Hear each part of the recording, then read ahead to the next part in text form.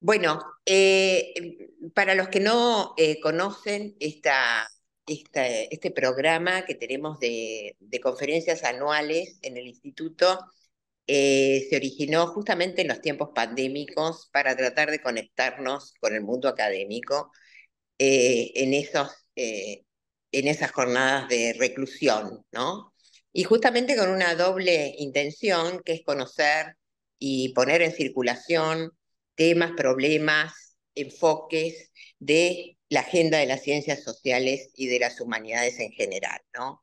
Entonces, nos han visitado realmente destacados especialistas del país y del exterior, con este formato que es medio frío, pero que al mismo tiempo permite justamente eh, eh, ponernos en contacto a través de la imagen y de la voz. En esta oportunidad, el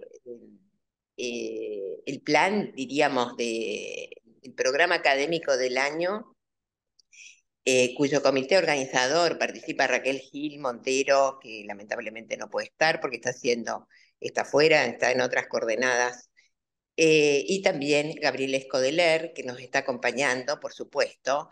Y bueno, recibimos con muchísimo entusiasmo la aceptación de Adrián Gorelick a integrar este programa en nuestra sesión de mayo.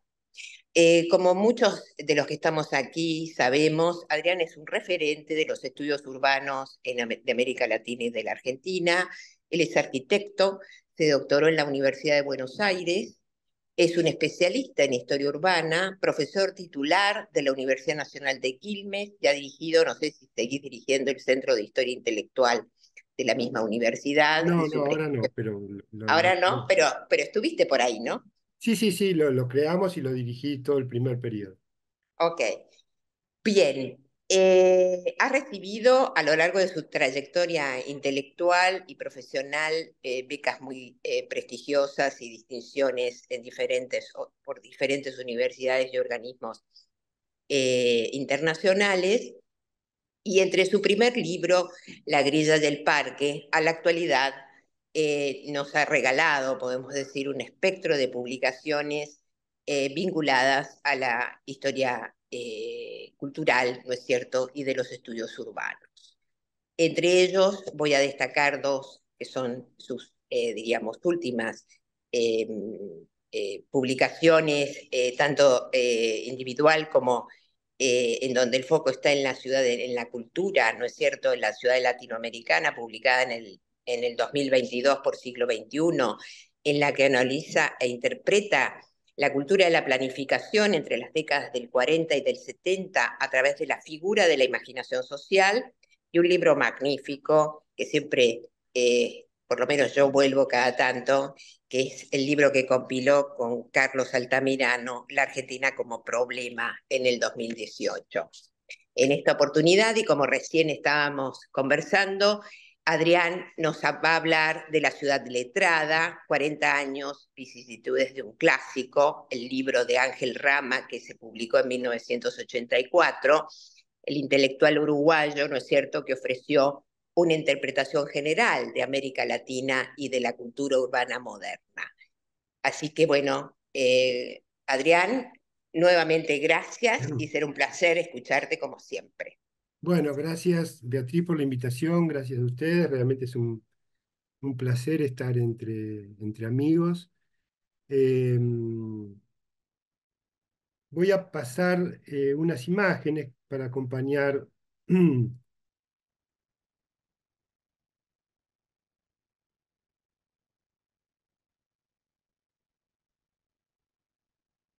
¿Está bien? ¿Se ve bien? Como verán, no, no es una imagen oportunista, pero sí oportuna el arranque con el plano de Mendoza de Jufré, porque siempre lo tomé casi como una ilustración de las hipótesis de Rama, ¿no? Esa manía española de idealizar primero las ciudades y literalmente escrita, digamos, ¿no? La ciudad letrada en este plano aparece realmente como el producto de los letrados a los que se va a referir Rama. Y entonces, bueno, me parecía importante empezar a los 40 años de este libro, ¿por qué hacer una nueva edición de La Ciudad Letrada? Acaba de salir la edición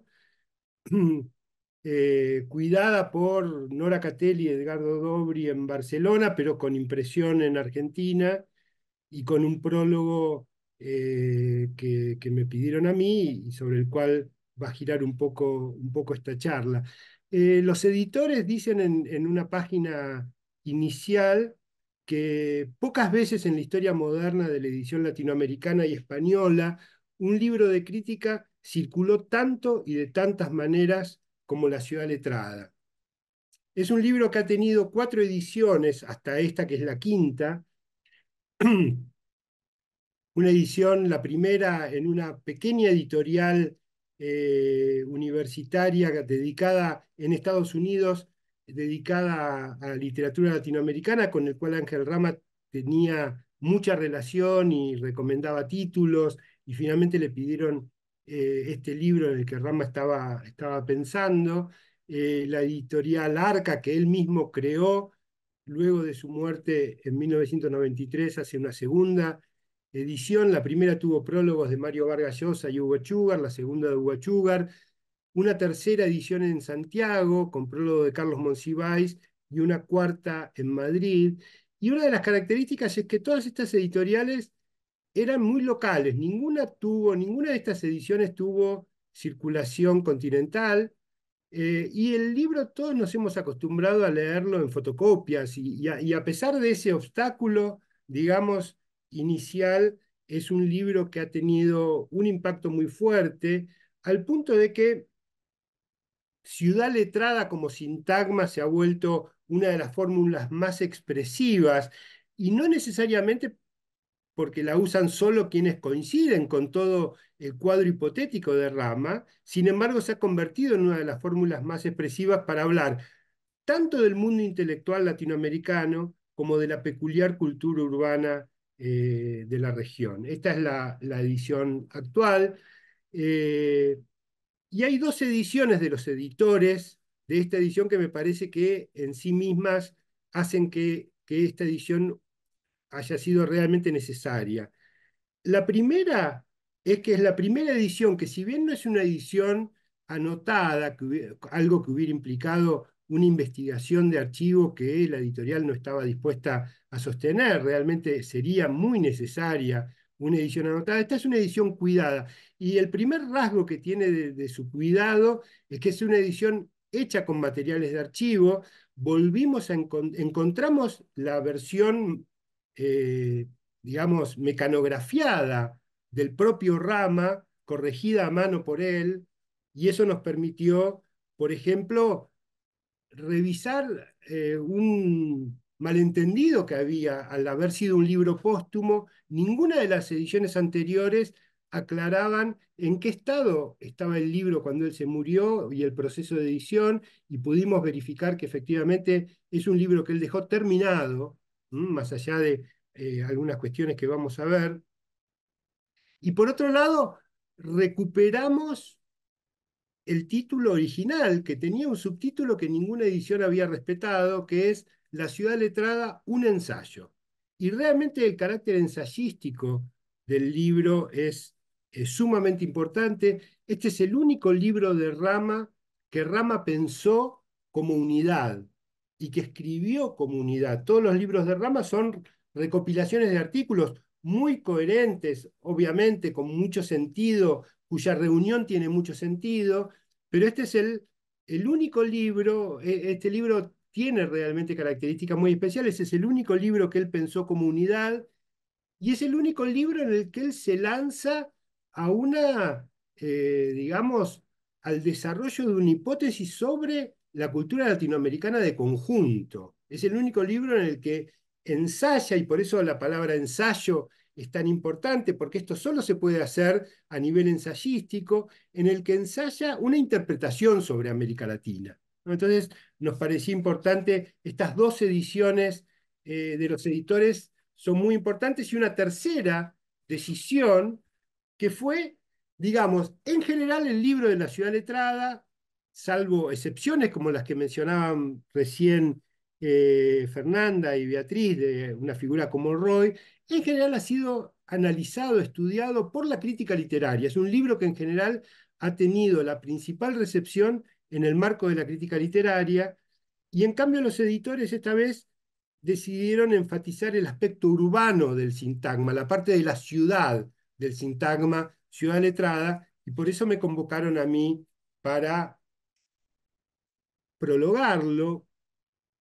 Yo siempre puse al libro en otra constelación de textos y autores, fundamentalmente en relación con Richard Morse y José Luis Romero, dos figuras con las que Rama tenía muchas vinculaciones y que tienen una presencia importante. Vamos a ver por qué en este libro.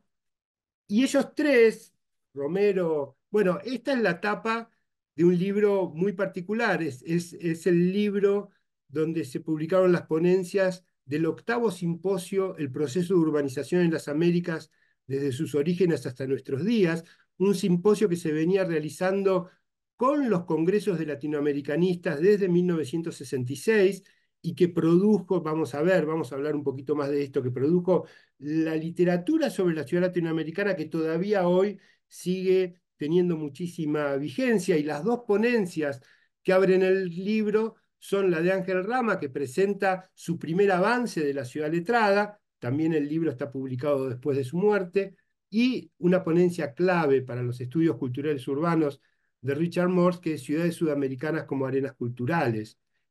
También un texto que tuvo una trayectoria muy importante. La cuestión es que estos tres autores, Rama, Romero y Morse, son de alguna manera los fundadores de lo que yo llamo cultura urbana latinoamericana, como ellos decidieron titular este libro, fundadores muy paradójicos, porque lo más interesante para mí es que toda su obra se desarrolla en diálogo y en tensión y en conflicto con el mainstream de los estudios urbanos de la década del 60 y 70, que era fundamentalmente sociodemográfico, los estudios del proceso de urbanización, y que dejaba muy poco lugar para la cultura. Ellos hicieron realmente un punto de esta cuestión y terminaron convirtiéndose de alguna manera en los modelos para el proceso que se abrió luego de la caída de los estudios urbanos a comienzos de los 80 y todo el ciclo de lo que llamamos la cultura urbana latinoamericana. Ahora bien, en este contexto yo acababa de publicar este libro, La ciudad latinoamericana, un libro que trabaja sobre la cultura de la ciudad y de la planificación, pero también de la antropología urbana, en los años 40, 50, 60 y 70, un libro que dialoga con muchas cosas que ha hecho Fernanda Beigel. Eh, y me resultaba un poco difícil cuando uno le encargan algo que acaba de hacer, digamos, cómo volver a encarar a Rama. Y sin embargo, esto me ratificó a mí el carácter de clásico de este libro. Al leerlo de nuevo, yo había publicado el libro un año antes, al leerlo de nuevo encontré otras cosas, incluso cosas que discuten con mi interpretación anterior, y eso me parece que en sí solo muestra la importancia, digamos, y la duración de un texto que cada vez que se lee, que en cada contexto en que se lee, permite interpretar cosas diferentes, permite encontrar cosas diferentes. Bueno, eso es un poco lo que voy a tratar de mostrarles. En primer lugar, subrayando el poder del nombre, la ciudad letrada, ¿no? Cómo en este nombre me parece que está la apuesta principal de Rama, que justamente tiene que ver con trabajar permanentemente en contacto la cuestión urbana con la cuestión intelectual, pero más allá de eso, el primer rasgo que coloca a este libro dentro de la tradición maestra del ensayo es justamente la capacidad inventiva de nombrar, de ponerle, digamos, el término justo a una zona de la realidad que hasta ese instante no se había comprendido, no se había deslindado, no se había separado con nitidez. Ciudad letrada, el poder de ese sintagma realmente no ha dejado de crecer a lo largo de estos 40 años. Y uno de los primeros en notarlo fue el historiador chileno Claudio Vélez, que estuvo en la exposición en Harvard en 1980, cuando por primera vez en una exposición sobre el sistema literario latinoamericano, Ángel Rama usó el sintagma ciudad letrada y apenas escuchó la exposición, Vélez le dijo a Rama, eso de la ciudad letrada, publicalo ya mismo, digamos en cualquier artículo, ponele tu nombre porque es demasiado potente para que lo pierdas, ¿no? Rama, en el diario, cuando comenta este encuentro con Belis, esta anécdota, atribuye esto a una especie de mezquindad del medio académico norteamericano, donde todo el mundo está preocupado porque no le roben las ideas y eso impide que discutan y etcétera. Pero en realidad a mí me parece que Rama no es consciente, digamos, de una cuestión mucho más primaria, y es que Bellis pudo advertir realmente la importancia del nombre y el modo en que ese nombre estaba dándole sentido a toda una constelación de cosas que él mismo acababa de estudiar. Él acababa de publicar justamente la tradición centralista en América Latina, donde justamente él explica la larga duración del centralismo a través de los fundamentos burocráticos, racionales y ciudadanos, muy especialmente ciudadanos, tema al que le dedica todo un capítulo del tipo de conquista, porque para los conquistadores, dice, la civilización fue única y estrictamente una finción de la vida urbana bien ordenada, ¿no? Y es evidente que en la conversación, en la conferencia, Rama estaba ya trabajando en las bibliotecas norteamericanas, sobre todo la tratadística y todo el momento colonial de la literatura, estaba muy entusiasmado con las instrucciones reales y esto tiene una importancia central en el libro de Belis. Y me parece que esto demuestra cómo Belis pudo valorar de entrada los logros de la fórmula de Rama, el modo sintético en que esta fórmula ilumina justamente esas prácticas, haciendo trabajar el papel racionalizador que tiene la ciudad indudablemente en reciprocidad con el papel racionalizador de los intelectuales, justamente que en ese doble papel se alimentan en el ejercicio del dominio. Me parece que Ciudad Letrada, como sintagma, justamente logra captar tanto la radicalidad del experimento de la conquista que puso en práctica en América esa razón ordenadora que iba a definir, según Rama, una nueva época del mundo, tanto esa operación como la singularidad de América Latina, que es el único caso posiblemente de un imperio creado como una red de ciudades implantadas ex novo, ciudades que fueron la garantía de la dominación española durante 3 siglos y de la configuración de las naciones independientes desde entonces. Entonces, la cadencia insistente del libro, fíjense el índice del libro, ¿no? La ciudad ordenada, la ciudad letrada, la ciudad escrituraria, la ciudad modernizada, la polis se politiza y la ciudad revolucionada.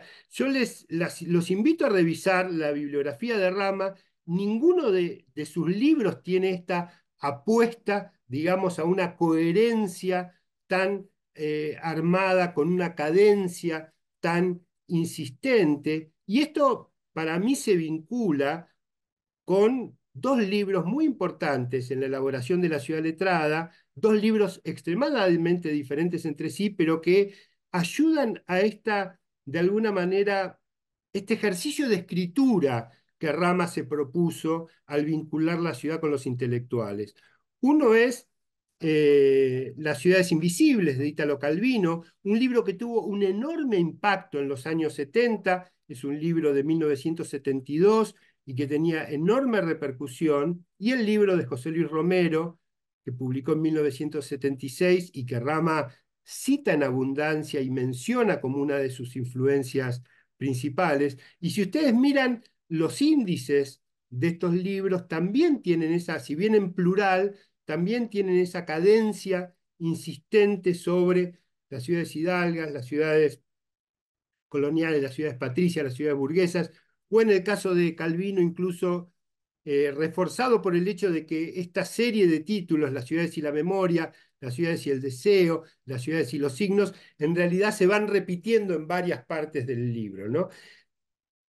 Son relaciones que no buscan señalar algún tipo de emulación estilística de parte de Rama, pero sí de la búsqueda para tratar de resolver el carácter incierto y experimental que siempre tiene la escritura sobre la ciudad.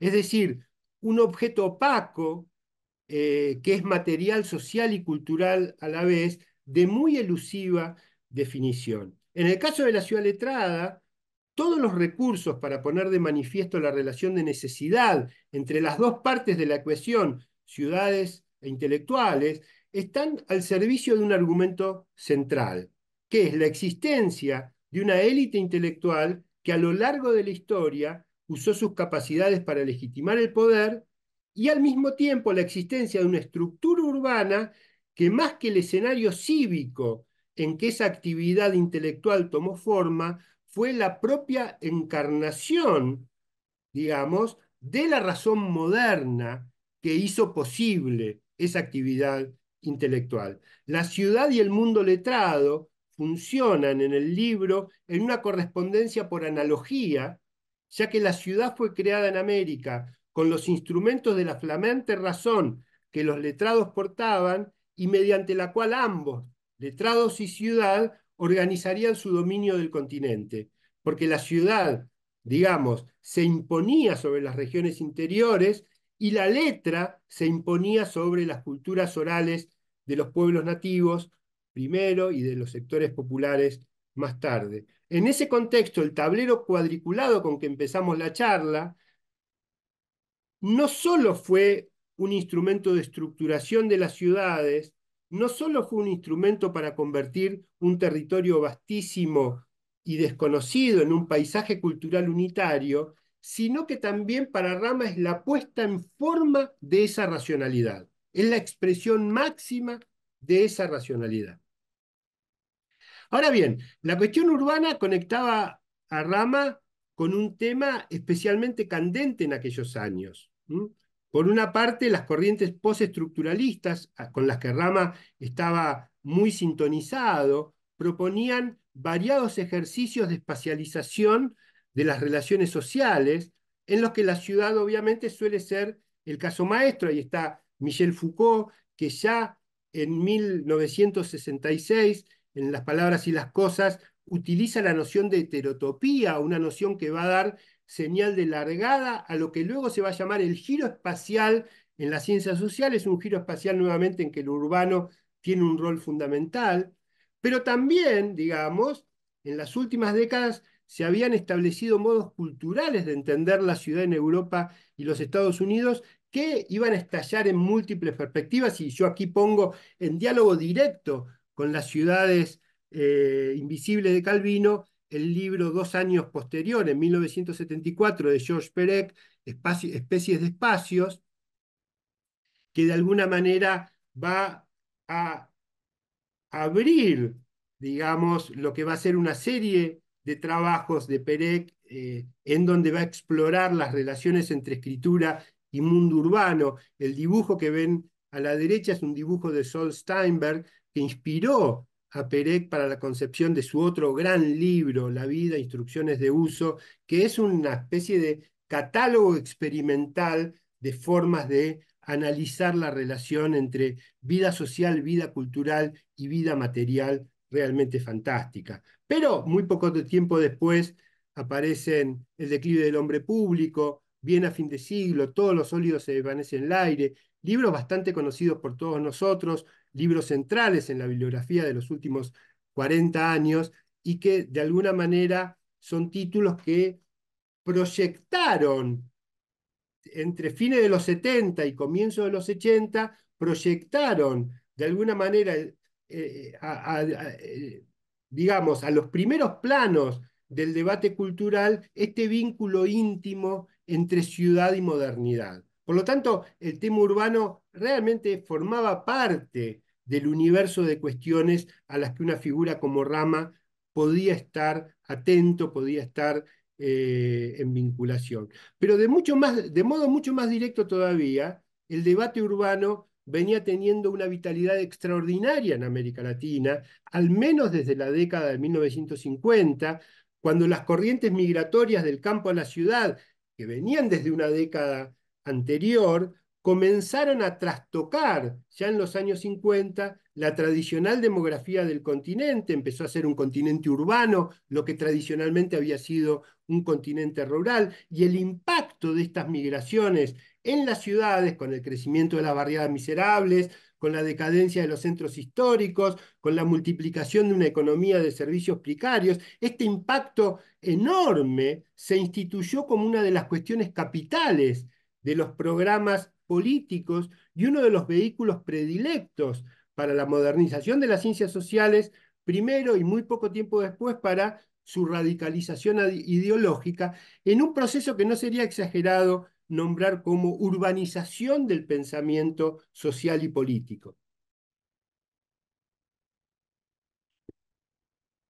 Fíjense que este ciclo de libros que yo pongo acá van desde los estudios demográficos vinculados con el desarrollismo para una impugnación radical como la que va a hacer Manuel Castells en la cuestión urbana, justamente a toda digamos, la visión desarrollista de la ciudad y el territorio. Y piense que Manuel Castells escribe la cuestión urbana en París, pero donde la experiencia que él había hecho en Santiago de Chile entre 1966 y 1972 es absolutamente decisiva para la construcción de sus hipótesis capitales.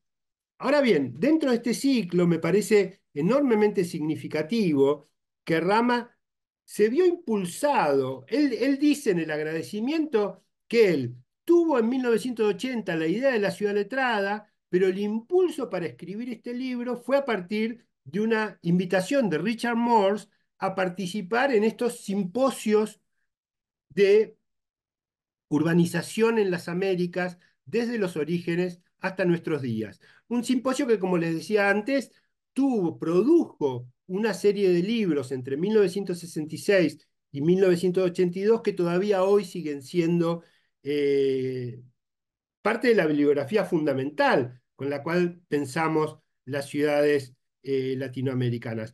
Fíjense ustedes cómo desde el primer párrafo Rama busca sintonizar con este simposio al que lo habían invitado, ¿no? Lo están invitando en 1980, 81 para que presente su trabajo en el simposio que iba a ocurrir en 1982. Y fíjense la primera frase del libro, ¿no? El simposio se llama Proceso de urbanización en las Américas desde sus orígenes hasta nuestros días. Y cómo empieza el libro con una frase que es posiblemente una de las frases más extraordinarias de la ensayística latinoamericana. Discúlpenme.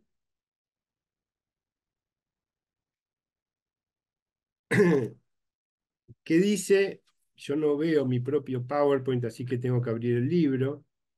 Ustedes la tienen ahí, pero quiero subrayar un par de frases. Desde la remodelación de Tenochtitlán, luego de su destrucción por Hernán Cortés en 1521, hasta la inauguración en 1960 del más fabuloso sueño de urbe de que han sido capaces los americanos, la Brasilia de Lucio Costa y Oscar Niemeyer, la ciudad latinoamericana ha venido siendo básicamente un parto de la inteligencia, ¿no? La idea de que la ciudad pasó a ser el sueño de un orden y ese sueño, y esto va a ser un tema constante en Rama, ese sueño europeo, moderno, va a poder realizarse solo en América, ¿no? ¿Por qué? Porque el peso del pasado en Europa impide que sueños de esta radicalidad se lleven adelante, y de esta manera Rama digamos, se une a toda la corriente que siempre pensó América como un tablero en el cual ensayar proyectos desde cero, proyectos ex novo, ¿no? Pero lo que a mí me interesaba presentar es cómo él está atento al programa de estos simposios de la urbanización de las Américas y cómo de alguna manera los remite a ellos desde este magnífico primer párrafo de su ensayo. Y este propósito de examinar las ciudades americanas como un fenómeno unitario a lo largo de la historia era un fenómeno muy reciente que había comenzado a fines de los años 50, comienzo de los años 60, que recién estaba empezando a generar una historiografía y que buscaba de alguna manera enlazarse con lo más innovador y lo que le diera mayor carácter de cientificidad a la empresa, que obviamente eran las ciencias sociales que eran de alguna manera las ciencias dominantes en este periodo de renovación de la sociología, de la antropología, etcétera. E incluso una de las fórmulas del título del Congreso, proceso de urbanización, es una noción que viene de los estudios demográficos y que ya es un intento de mimetizarse con el costado más científico de las ciencias sociales, ¿no? Emilio de Ípola siempre decía que había ciencias blandas, ciencias duras y ciencias al dente, ¿no? Y la demografía, indudablemente, era una de estas ciencias que Emilio llamaría al dente, justamente porque facilitaba esta búsqueda de el estudio de la ciudad, de vincularse y de ser reconocido como parte de las ciencias sociales, aunque es muy paradójico. Bueno, acá hay un largo párrafo que no importa, yo en todo caso después les dejo el PowerPoint, pero tiene que ver de alguna manera con la generación el tópico proceso de urbanización a partir de 1942 y cómo a fines de los 50 se vuelve de alguna manera el único modo de pensar, el modo dominante de pensar la ciudad desde parámetros sociológicos y demográficos. Y lo que a mí me resulta más interesante es que incluso el enfoque dependentista que iba a surgir para poner en cuestión justamente la ideología desarrollista de todo este impulso inicial de los estudios urbanos, va a adoptar la misma perspectiva. La urbanización dependiente de Aníbal Quijano discute a través del término dependiente algunas valencias de la noción de proceso de urbanización, pero la aplica en teoría exactamente igual. Y es que lo que sigue dominando es la mentalidad cientificista del planificador, sociológica, demográfica, y eso es contra lo que van a estar de alguna manera los trabajos de Richard Morse, de José Luis Romero y de Ángel Rama, y por eso es muy interesante que la invitación a este simposio le haya llegado a Rama de manos de Richard Morse, un protagonista temprano de este debate, de esta producción urbana, que al mismo tiempo que ayudaba a construir todas las instancias académicas de esta red de estudios, era un crítico persistente de las tendencias sociologizantes que dominaban en el modo de interrogar la ciudad, orientado casi con exclusividad a las demandas de la praxis planificadora. Y fíjense qué interesante lo que dice la invitación, la carta con que con que Morse invita a Rama, más que una mera carta protocolar, es ya una apelación a unirse a una causa, ¿no? Dice Morse: tengo en mente que presentes un estudio cultural que trate tanto la cultura sofisticada como la popular y que trate la ciudad como una matriz sociopolítica. Puede ser Buenos Aires, Montevideo, Caracas. ¿Estarías interesado si yo consiguiera apartar a mis colegas de su obsesión por las ciencias sociales?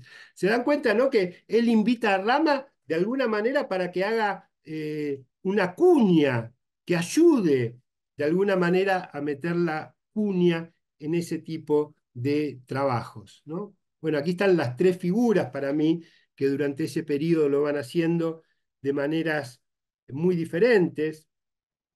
Rama se inscribe tardíamente, pero de un modo enormemente productivo con la ciudad letrada, y de alguna manera los tres amojonan el ciclo completo de este desarrollo del pensamiento urbano latinoamericano que entre los años mediados de los años 1940 y finales de los años 1970, permitió que la idea de ciudad latinoamericana, es decir, la convicción de que los problemas de las ciudades latinoamericanas y sus perspectivas de futuro componían un universo unitario apresable en un tipo urbano característico. ¿Qué quiere decir esto? Quiere decir ciudad latinoamericana como tipo general para entender todas las ciudades del continente.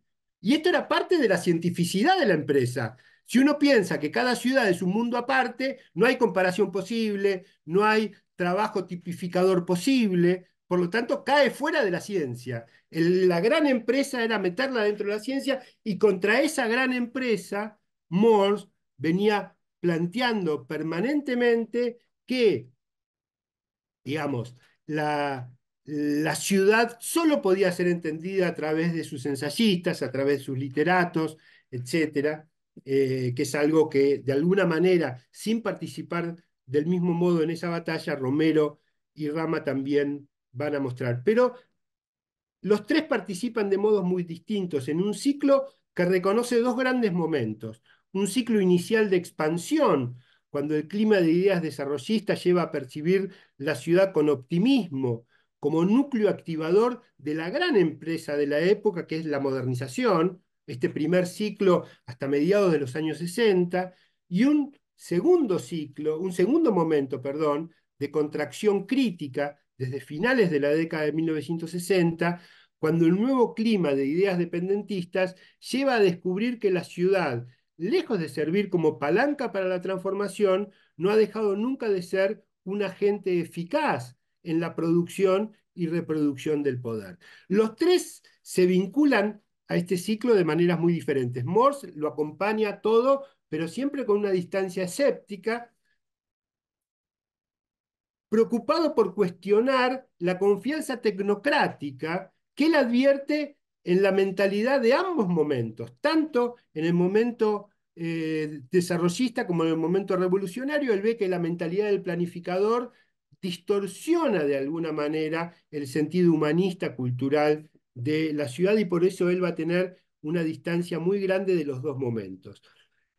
Pero en cambio Romero y Rama sintonizan muy bien cada uno de ellos con uno de los dos momentos. El primero, Romero, el optimismo urbano, que está muy presente en todos sus trabajos y que al mismo tiempo no le impide oponer reparos a sus compañeros de ruta modernizadores, señalando todo el tiempo a las maneras de Romero que en realidad las ciudades no solo son la puerta maestra de ideas y modos de vida capaces de liberar a América Latina del tradicionalismo, sino que también suelen ser organismos monstruosos, parasitarios, que succionan la savia del interior de sus países. Romero siempre trabaja con ambas posiciones, mostrando de alguna manera el modo en que logra articular los principales argumentos de dos de sus referentes intelectuales principales, Sarmiento y Martínez Estrada. Los dos están en Romero y de alguna manera compiten en su visión de la ciudad. Por otro lado, el momento de desconfianza de la ciudad, que en Rama va a alcanzar una nueva cumbre, ya que a las premisas de las teorías del colonialismo interno que definen a las grandes ciudades latinoamericanas como eslabones necesarios en la cadena de transmisión de la dependencia desde los centros mundiales hacia el interior de cada país, generando circuitos propios de poder y explotación, a ese ya patrimonio común del pensamiento dependentista de izquierda, Rama va a agregar de alguna manera una denuncia todavía mucho más grave, porque es la de la opresión simbólica que va a generar la ciudad y el mundo letrado sobre el mundo latinoamericano. En tanto, con Foucault, él dice que crea una nueva episteme que hace acordar muchísimo a un tema muy recurrente en América Latina, que es la queja de Calibana Próspero en La Tempestad de Shakespeare, ¿no?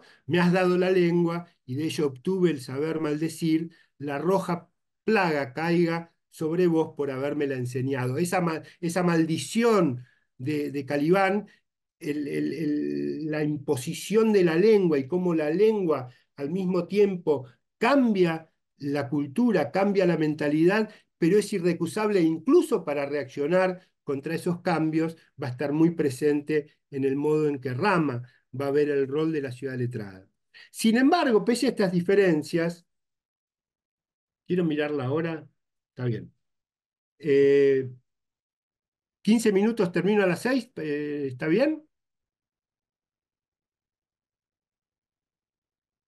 Sin embargo, los tres ofrecen fórmulas muy importantes y que son contiguas y complementarias para pensar la ciudad todavía hoy. La idea de ciudad artificial es la que propone Morse, es una definición que subraya el carácter de imposición exógena de ciudadelas creadas a imagen y semejanza de una lejana burocracia imperial y que funcionan como cabezas de playa para extraer los recursos. Ciudad ideológica va a llamar Romero, con una proposición que acentúa el carácter proyectivo del asentamiento urbano en América Española y sobre todo la búsqueda que tiene la ciudad española en América de producir bastiones civilizatorios.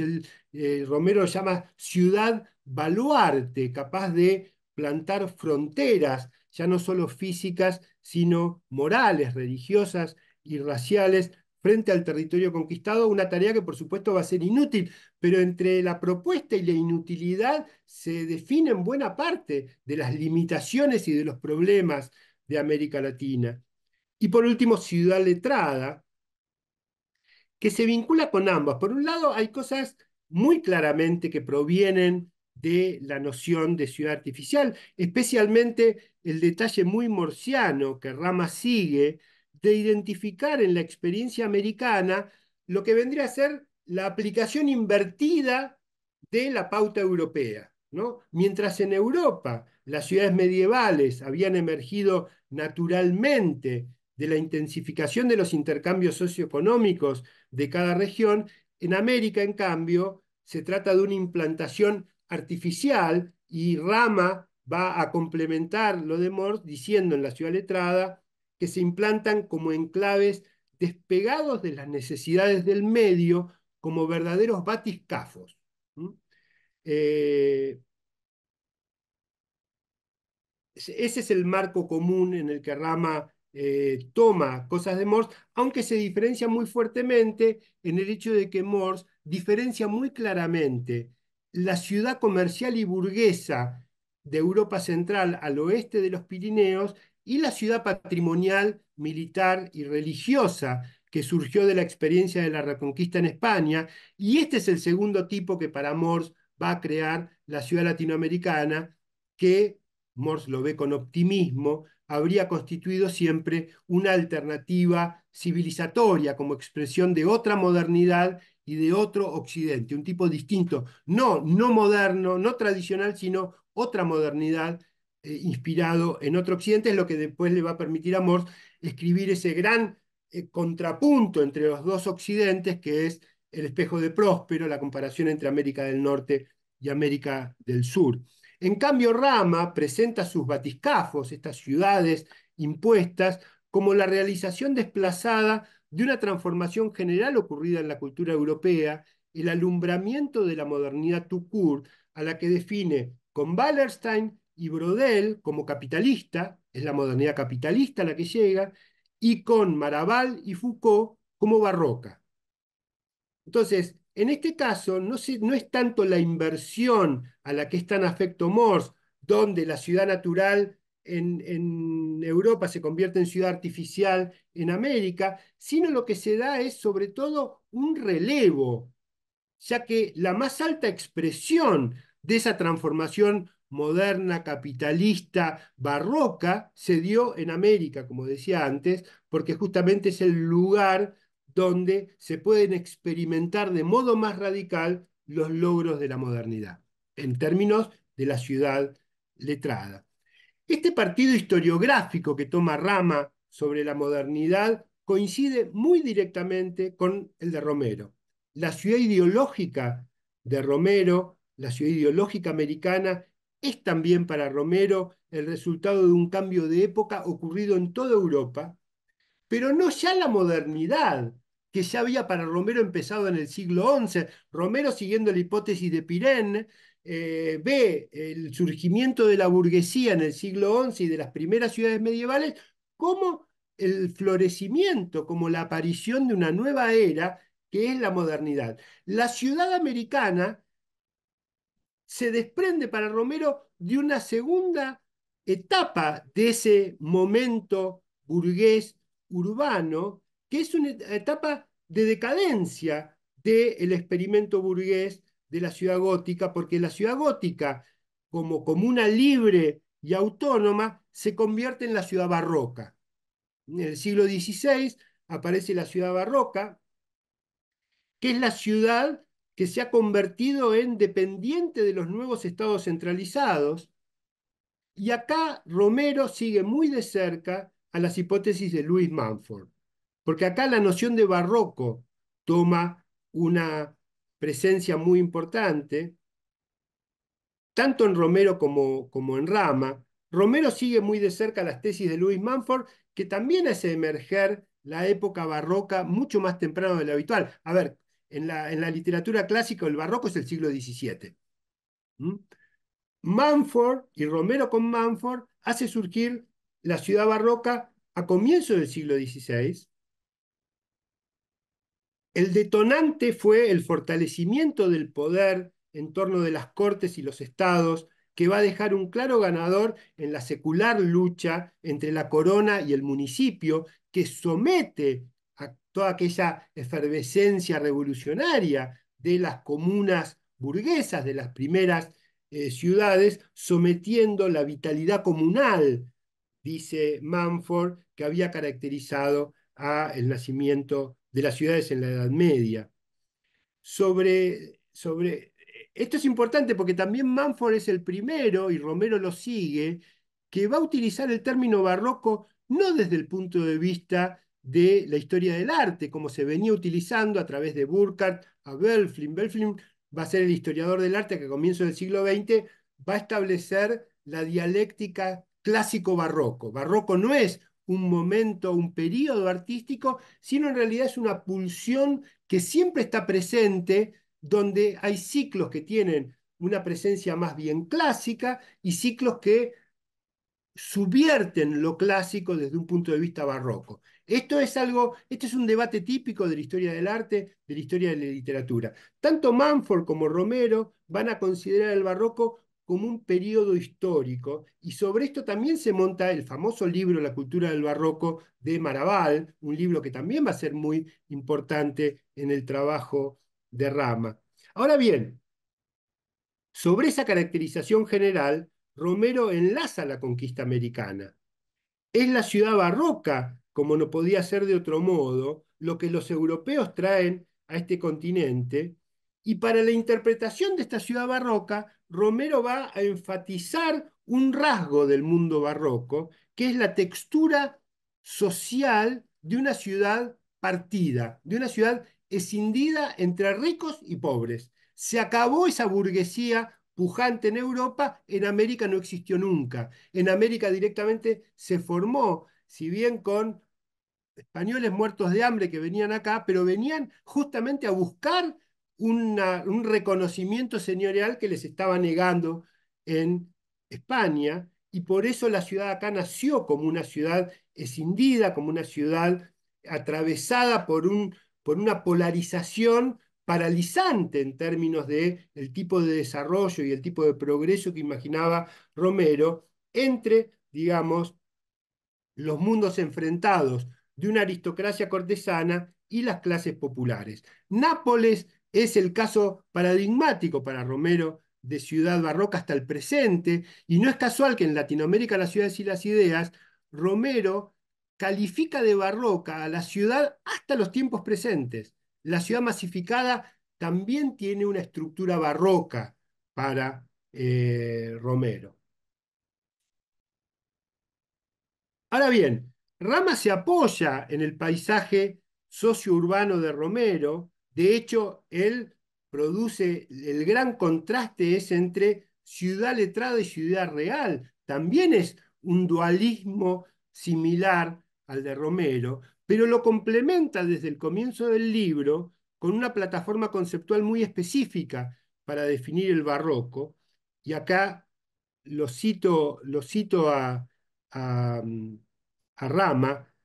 Él define el barroco como ese momento crucial en la cultura de Occidente en que, como ha visto sagazmente Michel Foucault, las palabras comienzan a separarse de las cosas y la triádica conjunción de unas y otras a través de la coyuntura se dio al binarismo de la logique de Port-Royal que teorizaría la independencia del orden de los signos. Ahora bien, aquí está la logique de Port-Royal, que es de mediados del siglo XVII. O sea, en esta frase y en esta definición de barroco, Rama está produciendo una operación muy particular. En principio, unifica la noción de barroco con, él dice, aquello que los franceses llaman la época clásica. Pero la época clásica de los franceses es del siglo XVII y XVIII, no es el siglo XVI. Entonces hace retroceder ese barroco hacia la periodización que le provee Romero, encuadrando toda la empresa de la conquista desde el siglo XVI como un experimento de la modernidad europea. Entonces, esto ya es bastante singular. Yo aquí puse también la imagen de la gramática de Nebrija, que Rama cita en varios lados. Si ustedes recuerdan, la gramática es la primera gramática la gramática española de Nebrija es la primera gramática de una lengua romance, en el mismo momento del descubrimiento de América, en 1492, al punto de que Nebrija prologa la gramática diciendo: la lengua es compañera del imperio, ¿no? La lengua tiene que ir allí donde va el imperio y para eso tiene que estar organizada, porque tenía que estar organizado todo el trabajo administrativo del imperio, una sintaxis. Nebrija escribe sintaxis, escribe un montón de textos que tienen que ver con la posibilidad de homogeneizar una lengua en un territorio vastísimo como era en ese momento el imperio español.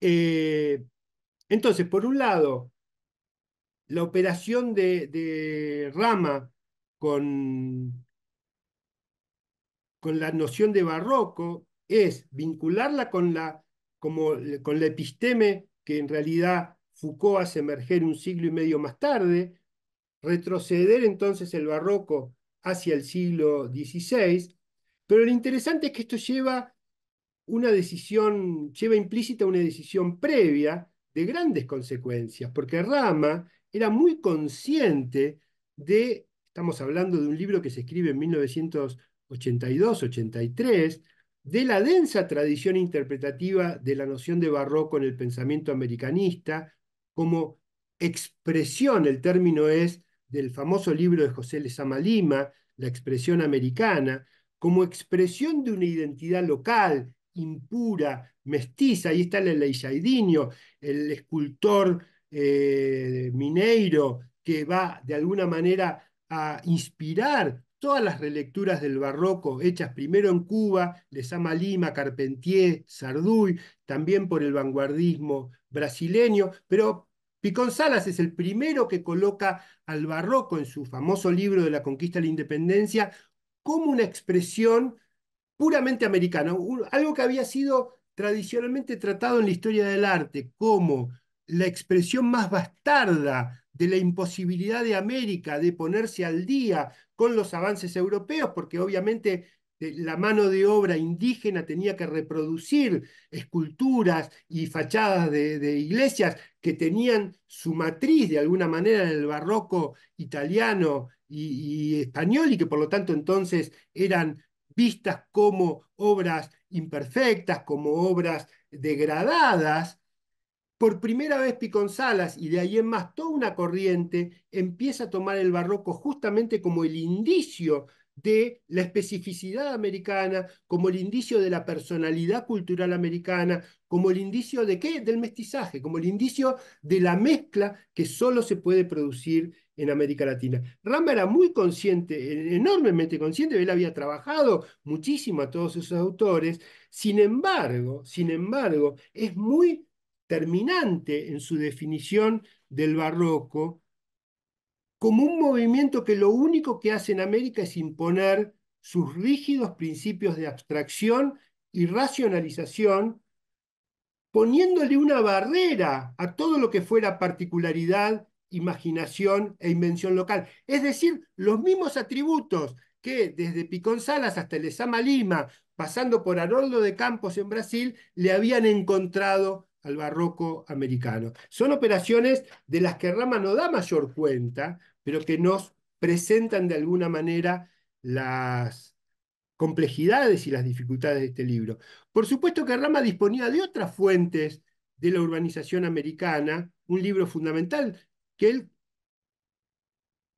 él conocía muy bien, es Raíces de Brasil, de Sergio Buarque de Holanda, que tiene un capítulo dedicado al sembrador y el constructor. El sembrador es el conquistador portugués, el constructor es el conquistador castellano, donde subraya justamente el espíritu racional y moderno de los constructores castellanos, su obsesión por el orden en la construcción de ciudades que buscaban prolongar orgánicamente la cultura europea, pero claro, él lo hace como operación retórica para contrastarlo con todo lo contrario que él ve en el mundo de la conquista portuguesa, donde justamente él ve el realismo adaptativo, todo lo contrario a la previsión y al orden del mundo castellano en el mundo portugués. Como a Rama ese contraste entre el mundo castellano y el mundo portugués no le interesaba, evidentemente Raíces de Brasil, un libro que él conocía muy bien, él había llegado a tener una relación de amistad con Sergio Buarque de Holanda, a quien admiraba muchísimo,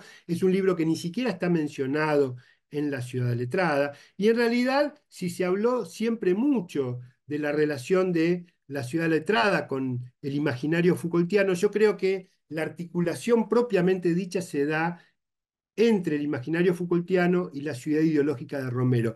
Cuando a través de Foucault, Rama entiende que esa ciudad ideológica, digamos, es un organismo mucho más complejo que viene a imponer en América la modernidad, ya no solo europea, sino global, tanto a través de su estructura urbana hiperracional, mucho más que lo que nunca había sido en Europa, como a través de la función de los intelectuales. Yo, en realidad, esto podría seguir, pero este es un momento en el que ustedes me pueden decir, digamos, si prefieren que yo siga 15, 20 minutos más o si cortamos acá y conversamos. En mi caso, si me disculpan, Adrián, te estaba mandando un mensajito Ah, perdón. porque estaba elaborando una pregunta y no sabía cuánto te quedaba y tengo encima otra reunión en la que tengo que estar en 15 o 20 minutos. Oh, Si no te molesta, te haría una pregunta. no, no, por supuesto, por supuesto. Estoy realmente abierto. En el libro pueden leer mi prólogo entero. Yo aquí hablaba más bien de los últimos capítulos, pero desde el punto de vista de la relación entre ciudad e intelectuales, lo más jugoso de análisis está en la parte colonial de Rama, ¿no? Entonces, toda la parte sobre el modernismo y sobre el siglo XX, que yo ahí tengo algunas hipótesis muy fuertes sobre el libro de Rama, los podemos conversar si surge alguna pregunta o los podemos dejar para cuando lean mi prólogo. Así que Bueno, adelante, Fernanda. bueno, entonces si me permiten, Beatriz, sigo adelante. En realidad Sí.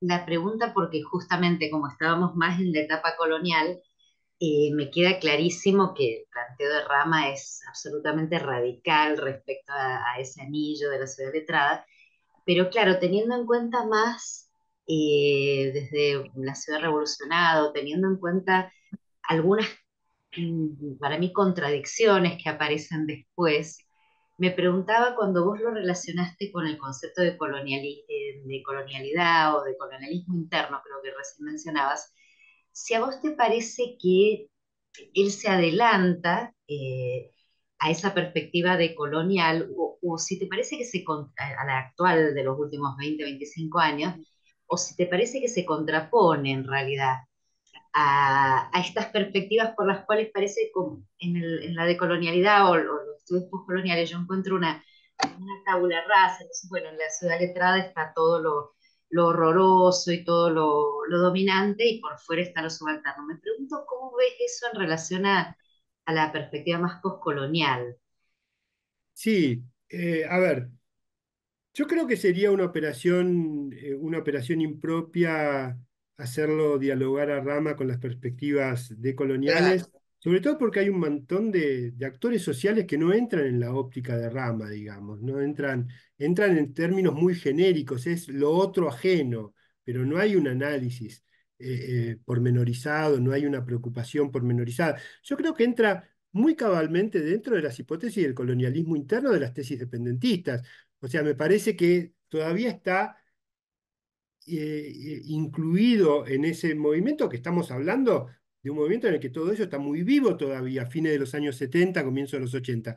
Yo ahí noto dos cuestiones importantes, Fernanda. Una de ellas es el contraste entre un libro en el que el intelectual está absolutamente subsumido en las estructuras de poder, y la propia trayectoria de Rama, en donde el intelectual era siempre una figura que era capaz justamente de producir una comunicación con los sectores populares que saliera de esa trampa, ¿no? El escritor regionalista, Arguedas en un momento, o Rulfo, o quien fuere, digamos. Por ejemplo, un libro que se publica en 1982, un año antes de la muerte de Rama, pero que reúne artículos de la década del 70 y que es posiblemente uno de los libros más importantes de Rama, que es Transculturación Narrativa en América Latina, también tiene muy presentes las tesis del colonialismo interno. Es evidente que la región de alguna manera es víctima de el peso de las ciudades capitales que transmiten el poder desde los centros externos y que lo hacen llegar hasta el interior de sus países. Eso está, y al mismo tiempo está el flujo opuesto. Está que cada eslabón de la comunicación transculturadora ya es un eslabón de creatividad, de flexibilidad cultural. También la ciudad, también los núcleos vanguardistas cosmopolitas urbanos ya operan traducciones importantísimas, algo que lo va a ver también con el modernismo. Y entonces el regionalismo es una, digamos, de alguna manera para Rama, en transculturación narrativa, los regionalistas a la Arguedas, a la Rulfo, a la Guimaraes Rosa, son figuras que realmente hacen una operación de creatividad superior, pero montado sobre un continuo de transformaciones que no paran nunca y que colocan al escritor y al letrado en una situación de relativa autonomía del poder, no ajeno al poder, no independiente del poder, pero uno con la sociología de Bourdieu o con la sociología cultural de Raymond Wheeler, uno diría, bueno, con relativa autonomía, digamos, cosa que en la ciudad letrada parece haberse perdido. Este es uno de los motivos de mayor crítica que tuvo la ciudad letrada. A la ciudad letrada se le criticaron dos cosas que están muy presentes en los primeros capítulos. Una es, digamos, la continuidad de ese rol interno al poder de la ciudad y los intelectuales.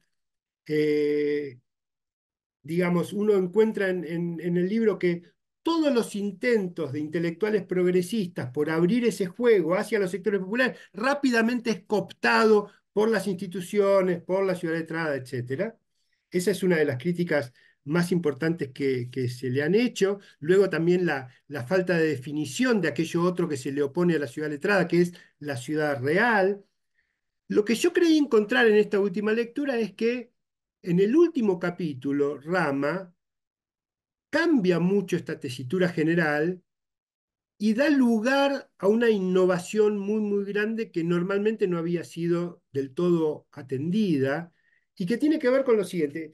Él, Beatriz Colombi, mostró cómo él apoya todo su trabajo sobre el periodo colonial en México virreinal. México virreinal es el gran ejemplo de una cultura absolutamente asumida como parte del poder, con instituciones que cuidan muchísimo de no expandir ese poder hacia el resto de la vida cívica. Pero en los últimos capítulos va a aparecer el polo que se le contrapone, que es el Río de la Plata.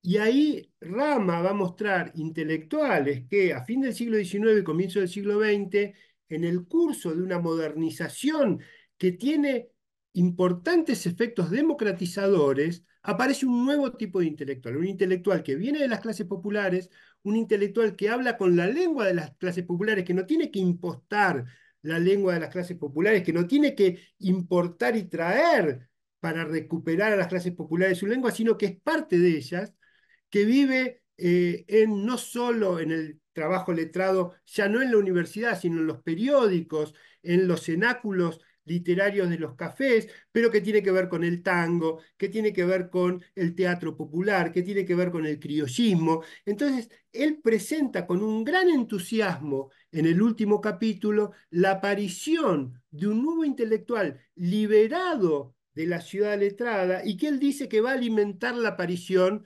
de una nueva instancia intelectual crítico, y ahí está hablando de su propia generación, a la que él llamó la generación crítica, ¿no?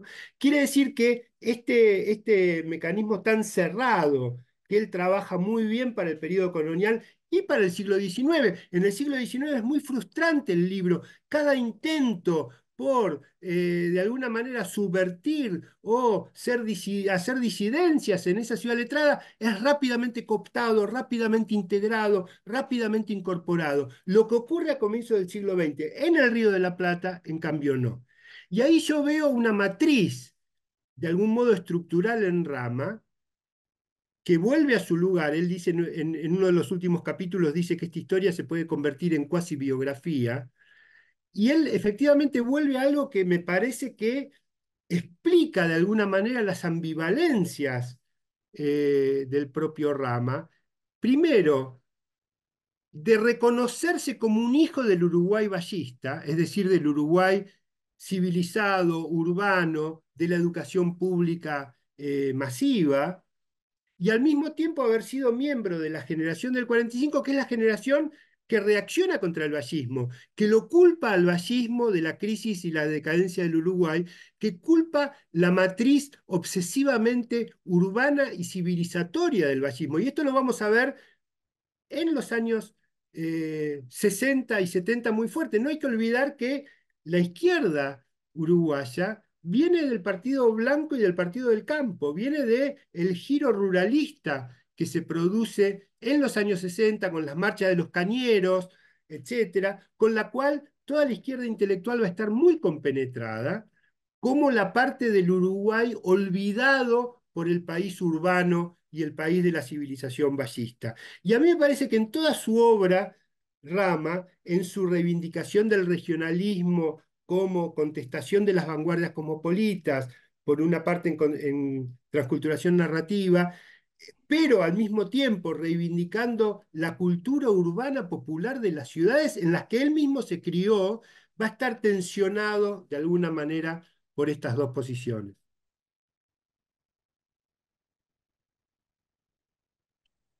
Muy bien, muchas Hola gracias. Charlie, Hilda, ahí los veo. Así. Tengo pocos cuadraditos acá al lado. A Voy a ver, apagar el y a PowerPoint. Voy a ver, apagar el sí, PowerPoint. eso es lo que te iba a decir, que sacaras el PowerPoint, así Hola podés ver Cecilia.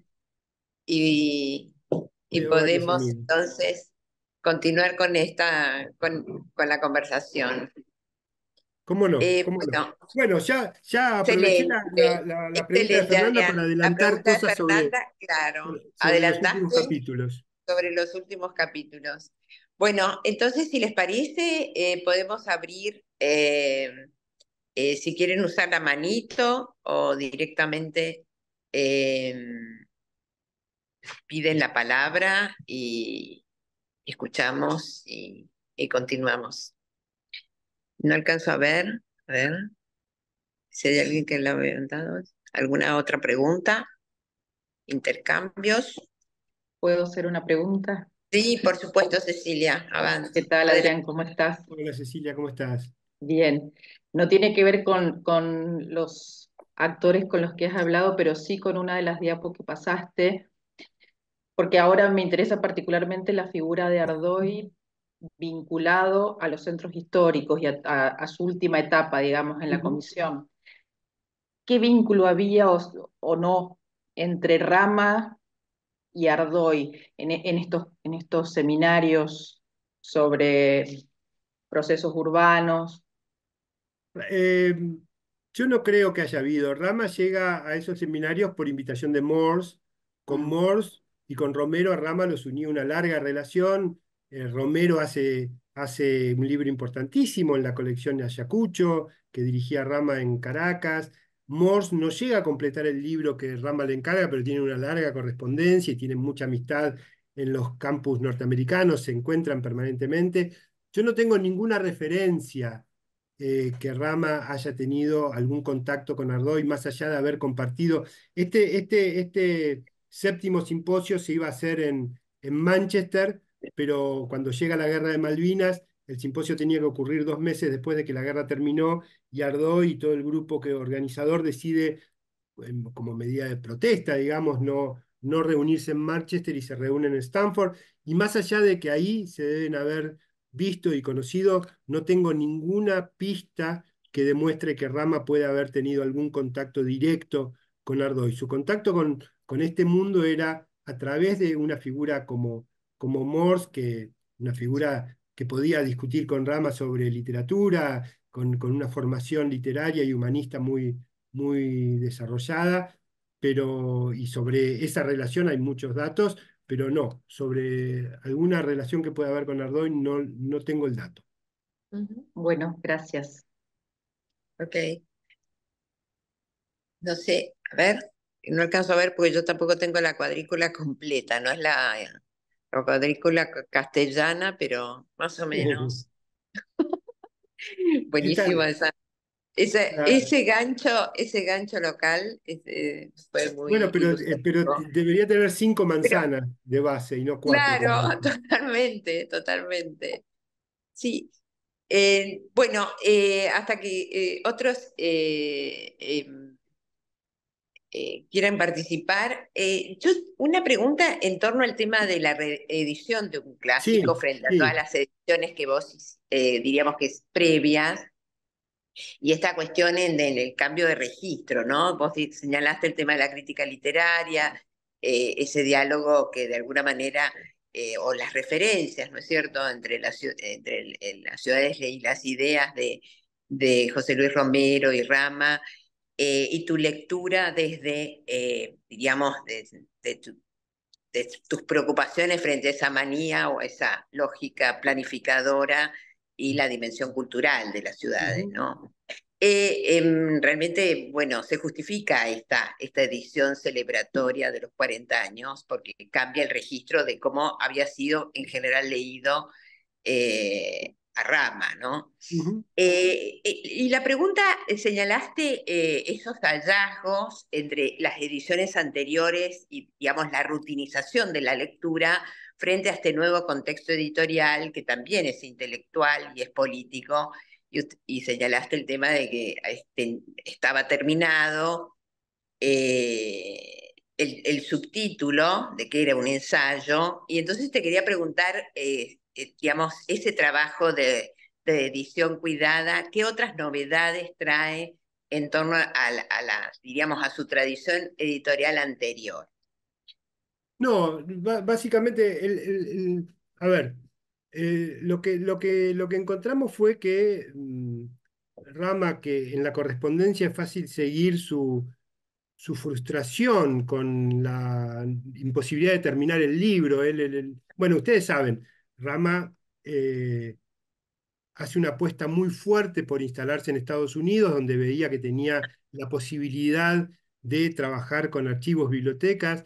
En 1982, finalmente, después de haber circulado... Bueno, a ver, empecemos para quienes conocen menos a la figura. Él, en 1973, cuando ocurre el golpe en Uruguay, él estaba afuera dando un curso y no vuelve más, y no puede volver más a Uruguay ni volver a Montevideo. Él se queda en Venezuela logra radicarse y llevar adelante empresas fundamentales como la Biblioteca Ayacucho.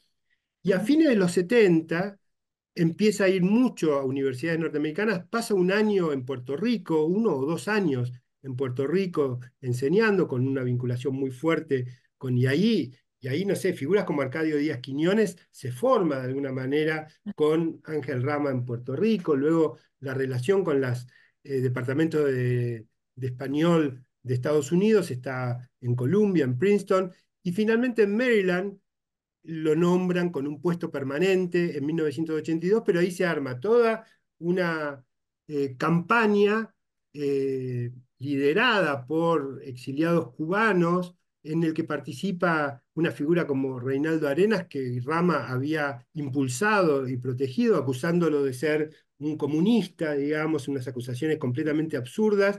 Finalmente no puede sacar la visa y terminan expulsándolo de los Estados Unidos. Esto ocurre eh, cuando él está en el proceso de escritura de este libro. El agradecimiento de este libro está dedicado muy fuertemente a este hecho que él considera como un nuevo exilio, como una expulsión verdaderamente traumática. Lo cierto es que él todo el periodo colonial lo pudo trabajar bien en las bibliotecas Norteamericana. norteamericanas. En 1983 se muda a París, expulsado a los Estados Unidos, está con congresos, todo el tiempo lo invitan a miles de lugares, él en la correspondencia se muestra muy frustrado e impotente porque no puede parar con ese circuito y quiere quedarse tranquilo terminando lo que él llama mi librito por la ciudad letrada. Él había dejado escrito lo que presentó en la ponencia de 1982, que es casi textualmente los 3 primeros capítulos, y tenía que trabajar el resto, que ya eran los periodos más modernos, y lo hace en su escritorio de París, pero le manda una carta a Saúl Sosnowski, salió el volumen con su correspondencia, que es un libro absolutamente hermoso que recomiendo tener, salió en Uruguay una selección muy, muy amplia de su correspondencia, y uno ve la frustración creciente, y la última carta del libro, de la selección que está en este epistolario, es una carta a Saúl Sosnowski, fechada 3 días antes del vuelo con el que iba a ir a Colombia, que termina siendo la tragedia de su muerte y la muerte de Marta Traba y de otros intelectuales. 3 días antes él se queja de que no pudo terminar el libro. Entonces, evidentemente esto dejaba abierta la cuestión de, bueno, ¿qué pasó con eso? Y ahí el gap, de alguna manera, lo resuelve Amparo Rama, la hija de Ángel, que tiene la Biblioteca Montevideo, que tiene todo el archivo, y ella en el departamento de París encontró la versión mecanografiada con la que nosotros trabajamos, corregida a mano por Rama, con punto final, absolutamente estructurada, con agradecimientos, o sea, él dejó preparada completamente. Por supuesto, como todo autor la habría seguido corrigiendo seguramente Claro, después de recibir las totalmente. galeras, pero lo cierto es que la versión estaba completa. Entonces, una de las primeras cosas que demostramos es que es un libro póstumo, pero no un libro inacabado. Esto lo Ah, hicimos gracias al aporte que hizo un joven doctor, Facundo Gómez, que investigó en el archivo de Rama y encontró esta versión. Nos guiamos por la tesis de Facundo, que fue el que encontró esta versión. Entonces ahí fuimos al archivo nosotros también, fotocopiamos la versión, trabajamos con ella, y lo único que se hizo fue, es evidente que los últimos capítulos Rama los escribe urgido por la necesidad de terminar y son mucho más desprolijos que los anteriores. ujú. Un detalle muy, muy, muy claro al respecto. Si en los anteriores él siempre, cada vez que incorporaba el nombre de un personaje histórico, de un escritor, él ponía nombre y apellido, en los últimos pone solamente el apellido, y en algunos casos incluso creando confusión de quién está hablando. Son capítulos complejos, digamos, en ese sentido. Se trabajó con la mínima edición, agregando nombres que faltaban, aclarando fechas, etcétera, pero no, insisto, no se hizo una edición anotada, que si se toma la decisión de hacerla, no se puede hacer por la mitad. No puede uno poner una nota al pie aclarando algo que uno descubrió. Tiene que hacerse un trabajo sistemático con una investigación que puede llevar por lo Claro, menos un par de claro, años una para investigación realmente sobre hacer el la edición. texto. Entonces, es una edición cuidada en ese sentido, donde se recupera el título original que él dejó, increíblemente no se entiende por qué pudo haber desaparecido de las ediciones segunda, tercera y cuarta copiaron a la primera directamente, sin apelar a la versión mecanografiada. Pero el editor de Norteamérica recibió la versión mecanografiada. No se entiende por qué le sacó.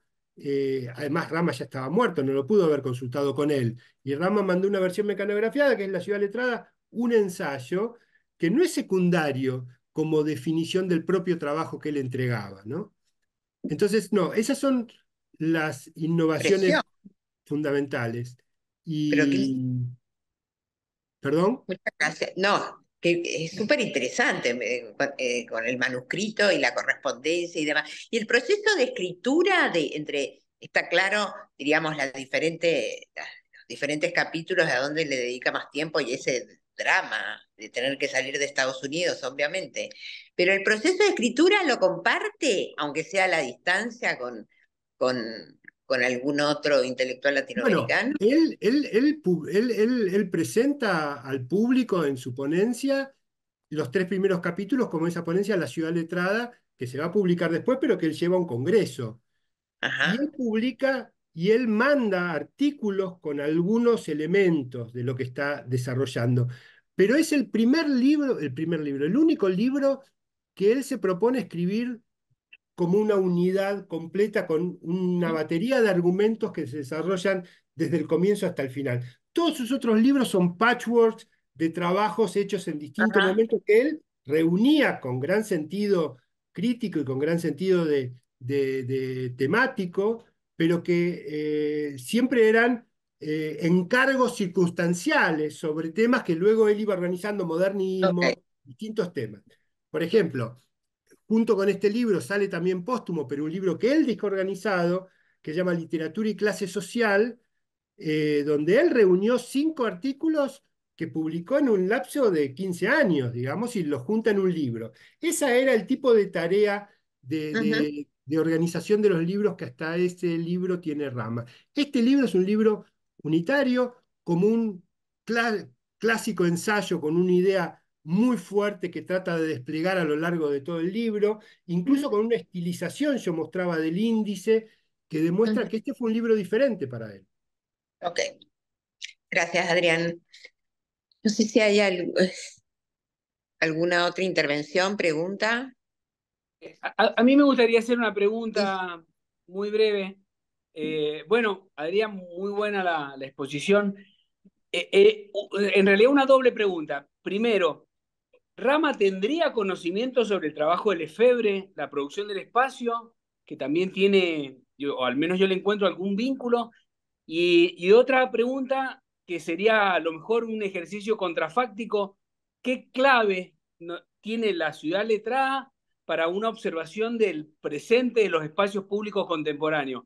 Yo vengo de la comunicación y vivo acá en el Valle de Uco y en los últimos, bueno, 20 años se ha transformado el oeste de la ciudad en enclaves de bodegas, con el modelo de arquitectura monumental, así que esa me gustaría. ¿Qué clave de la ciudad letrada o qué observaría Ángel Rama hoy de cómo están cambiando los espacios públicos o los espacios en las ciudades contemporáneas? Y no mucho más. Gracias, gracias. Permítame despedirme de Charlie y Hilda, que se tienen que ir. Ujú. Espero verlos Gracias. pronto, espero verlos pronto. Eh, Gracias por estar y espero verlos pronto. ¿Cómo es tu nombre? Porque aparece, no creo que te llames iPhone, Marcos, es que Marcos. me iba a entrar con mi computadora, pero usted con el No, no, teléfono. está perfecto, está Eh, perfecto. Eh, Brevemente, yo soy Marcos, egresado de comunicación de la Facultad de Ciencias Políticas de ahí, y estoy en el doctorado de Ciencias Sociales. No, ese es mi... muy bien, Marcos, mucho gusto. Mira, Lefebvre sí, seguramente. Eh, eh, pero él no hace un uso muy profundo de esa literatura. Él tiene un marco conceptual que es un poco el que yo resumí. Brodel es muy importante, digamos, Brodel realmente le organiza la lectura de la urbanización americana. Por supuesto, Wallerstein, como buena parte de la teoría de la dependencia, le da herramientas sociológicas. Pero, por ejemplo, hay toda una zona para el último capítulo. Por ejemplo, él está preparando al mismo tiempo materiales para un libro que también se va a organizar póstumamente, pero que él no llegó a escribir completo, que en realidad es la reunión de materiales dispersos que se llama Las máscaras democráticas del modernismo. Y curiosamente es un libro en que todo el debate sobre el espacio público está ausente. Y el debate sobre el espacio público es estrictamente contemporáneo. El libro de Sennett que yo ponía ahí es un libro del 77. Todo el debate que recupera los textos de Hannah Arendt y de Jürgen Habermas de la década del 50 es un debate de los 70 y 80, es un debate fundamental para las transiciones democráticas, y Rama está trabajando con una noción de democracia distinta, todavía anterior, yo podría decir, de un marxismo anterior que no ha incorporado estos instrumentos más novedosos, ¿no? Entonces, hay, digamos, una recurrencia a cierta literatura muy contemporánea y muy actual, digamos, todo lo que tiene que ver con el postestructuralismo, pero por otro lado, algunas lagunas respecto de lo que podría ser algunos temas importantes para él que no aparecen con claridad. Y respecto de lo que vos planteás, yo creo que en los clásicos siempre admiten lecturas, interpretaciones y usos. Siempre, siempre, y por eso se sostienen en el tiempo. El problema de Rama es que hace terminar a su libro de un modo muy brutal, muy temprano en el siglo XX, en el que ni siquiera asiste al nacimiento de la radio, digamos. O sea, el tema de lo que muchos han llamado la ciudad mediática, prácticamente no existe. Y uno podría cuestionar, digamos, la vigencia de la letra en el mundo incluso intelectual, en un momento en que están las redes, en que está Instagram, qué sé yo. Digamos que, entonces, a mí me parece que es un libro muy útil para discutir interpretaciones sobre América Latina, es muy útil para repensar ciertos periodos históricos, pero no me parece que sea demasiado útil para pensar la ciudad contemporánea. Ujú. Ok, muy bien, clarísimo. Serían los límites también de un clásico. Que no Sí, sí. Bueno, él es muy raro. Él en los últimos dos capítulos, él demuestra tener una estructura de comprensión de todo el siglo XX, y los dos capítulos inician con una síntesis de cómo él ve todo el siglo XX. Todo el siglo XX está escribiendo en 1982, por lo tanto, todo el siglo XX hasta fines de la década del 70. El último capítulo se llama La ciudad revolucionada. Ajá. Él anuncia un esquema de las revoluciones latinoamericanas. Él tuvo una participación importantísima y tremendamente dolorosa con la Revolución Cubana. Él fue una de las figuras que le organizó la estructura cultural a la Revolución Cubana en los primeros años, y él rompe muy fuertemente con el caso Padilla, fuerte y de un modo muy frustrante para él, sobre la sovietización de la Revolución Cubana, reaccionando contra la sovietización de la Revolución Cubana. Lo cierto es que él tuvo una experiencia directa con la Revolución Cubana, y él en el comienzo anuncia de alguna manera un esquema que promete analizar el conjunto de revoluciones hasta la chilena y la sandinista.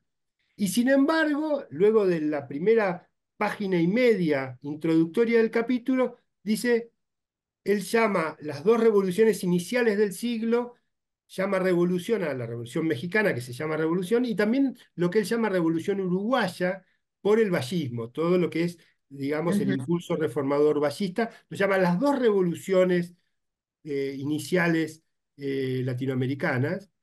Y él decide en un momento, lo dice en una línea y ahí arranca, dice, bueno, pero yo voy a analizar aquí solamente la mexicana y la uruguaya. Ujú. Entonces, uno se queda pensando, bueno, a ver, eh, evidentemente, escribir el resto del siglo XX para él hubiese sido un proceso de una inversión intelectual enorme, digamos, porque tenía que hacer el balance de su relación con la Revolución Cubana, ni más ni menos, ¿no?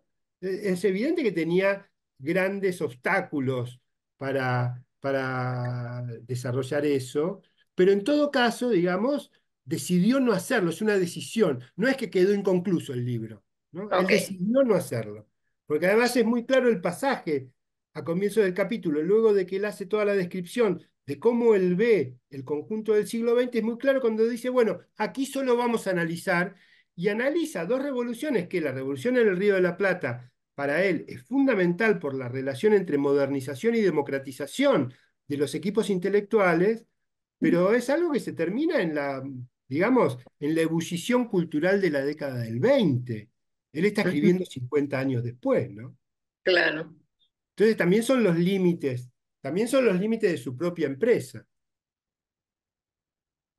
Maravilloso, Adrián. Bueno, Maravilloso. Hay una pregunta. A no, ver.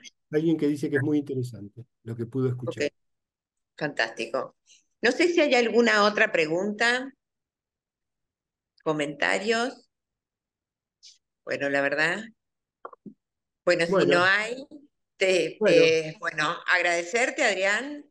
No, Eh, gracias a ustedes por realmente la súper invitación y por la generosa. escucha.